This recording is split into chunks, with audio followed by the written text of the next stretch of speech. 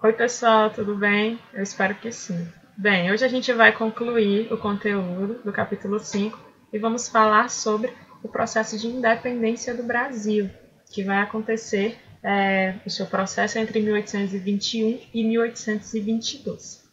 Bem, como nós vimos no vídeo anterior, que fala basicamente sobre o período joanino, que era o período em que a família real ficou aqui no Brasil, né? Eles vão vir em 1808 aqui para o Brasil, através de decisões políticas e estratégicas, eles acabam vindo para o Brasil e retornam em 1821 por causa de uma série de manifestações que vão acontecer em Portugal, que, por exemplo, a principal delas foi a Revolução do Porto, que exigiam basicamente duas coisas: o retorno da família real portuguesa do Brasil para Portugal, pois eles não entendiam mais o motivo de por que a família real ainda está no Brasil, já que, por exemplo, Napoleão Bonaparte, que era um dos motivos, já tinha sido derrotado.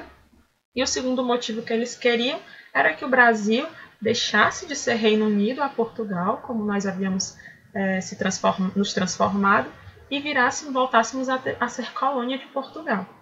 Bem, 1821, Dom João VI acha por bem retornar a Portugal, já que ele via a sua coroa ameaçada caso não retornasse, deixando aqui Dom Pedro como príncipe regente para poder cuidar de assuntos urgentes ou de questões que viessem diretamente de Portugal.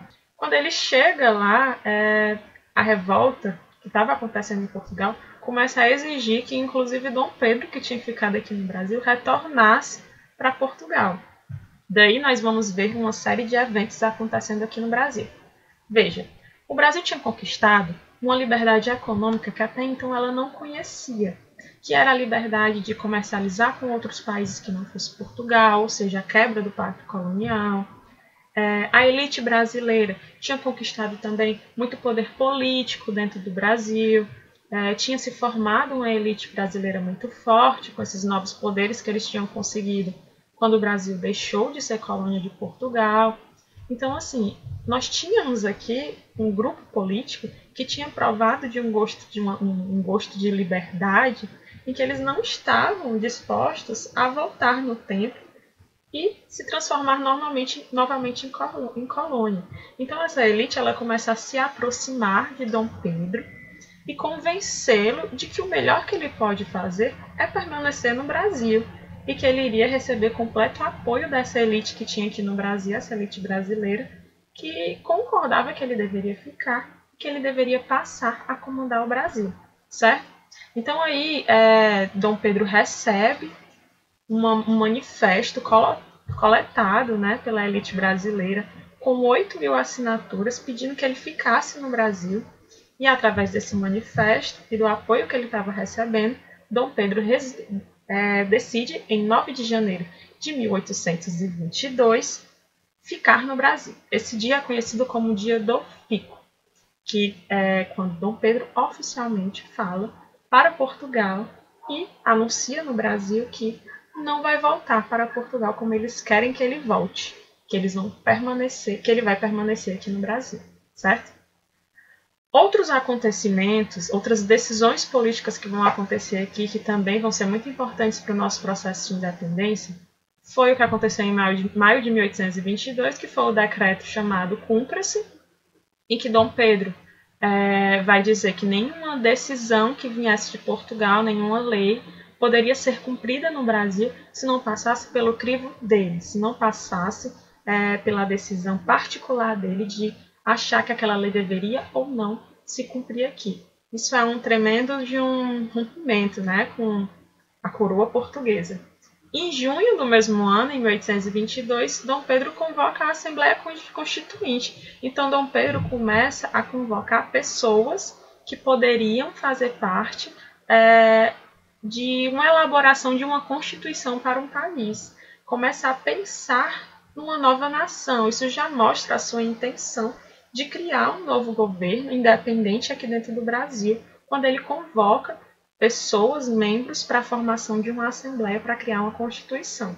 Ele inclusive, cria um novo ministério para o seu conselheiro, que é o José Bonifácio, né, um nome muito conhecido na nossa história. Então, ele já está lançando as bases para a formação de um novo governo que fosse independente politicamente de Portugal, certo?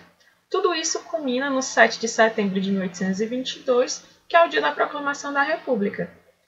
Conta a história que Dom Pedro estava numa expedição por São Paulo e ele recebe 3 diferentes cartas. Né? Ele recebe uma carta vinda de Portugal, da corte portuguesa, ele recebe da sua esposa Leopoldina e de José Bonifácio. Na carta portuguesa, eles não cediam a nenhuma decisão, nenhum decreto de Dom Pedro. Diziam, inclusive, que estavam limitando os poderes dele aqui no Brasil. E Leopoldina e José Bonifácio diziam para ele que ele tinha que fazer a independência, que não tinha mais o que esperar de Portugal. Regidos por ideias iluministas, vão falar que de Portugal só podemos esperar ou a escravidão ou a falta de liberdade, que nós não teríamos a liberdade suficiente se não fôssemos emancipando, nos separando de Portugal. Durante muitos anos nos foi ensinado uma imagem glamurosa da nossa independência, inclusive com essa imagem aqui que a gente está vendo, né, do Pedro Américo, que foi pintado em 1888, bastante tempo depois da independência do Brasil, de fato na data, né, encomendada pelo governo de Dom Pedro II, mostrando a independência glamurosa, com um grito de independência ou morte, diante de um rio caudaloso, né, um rio cheio que na verdade não era, todo mundo com roupas de gala, e que na verdade não teria acontecido dessa forma, que Dom Pedro estaria em roupas mais simples, que ele estaria cansado de viagem, que na verdade isso foi uma forma de criar uma imagem da independência do Brasil, de glamour, que não teria existido na época. Os historiadores falam por alguns motivos de por que, por exemplo, a nossa independência ela não é tão popular entre a população, tão popular entre nós, né? Assim, nós não vemos a nossa independência, não sei se vocês concordam comigo, como, por exemplo, os Estados Unidos veem a independência deles, que é o 4 de julho. Talvez a gente conheça mais sobre a independência deles do que sobre a nossa, né? Que é um grande festejo que acontece lá. E aqui a nossa independência muitas vezes se limita a marchas escolares do exército, que nós não temos um vínculo tão grande com esse acontecimento. Um dos motivos é pela falta realmente de participação popular, de um sentido de movimentação popular durante essa independência, já que ela não foi feita para todos e nós não vamos ter adiante de cara que nós não vamos ter uma grande mudança, não vamos ter uma mudança nas estruturas sociais com a independência do Brasil, né? Quem era rico vai permanecer rico, as mesmas pessoas vão dominar o poder naquela época. Para a gente finalizar, em dezembro de 1822, Dom Pedro é coroado imperador e vira Dom Pedro I de fato. Nós deixamos de ser politicamente ligados a Portugal, certo? Nós deixamos de ser, a gente se emancipa de Portugal, mesmo que ela de cara não aceite isso, né? A gente ainda vai lutar pelo reconhecimento. Mas e aí, como é que o Brasil fica depois dessa independência? Há grandes mudanças? Não, de forma nenhuma, certo? Há uma manutenção das estruturas sociais e econômicas, como eu acabei de falar para vocês. Quem era dono das grandes terras, quem vendia para o mercado internacional, vai permanecer as mesmas pessoas. Os cargos políticos vão ser ocupados por aqueles indicados pelo Dom Pedro, para poder você se candidatar para eleições, como a gente vai ver depois no governo do primeiro reinado, precisa ter uma quantidade de riqueza, né, o voto censitário. A estrutura social permanece baseada na escravidão, então a gente vai ter uma exploração da mão de obra enorme aqui no Brasil, uma mão de obra escrava.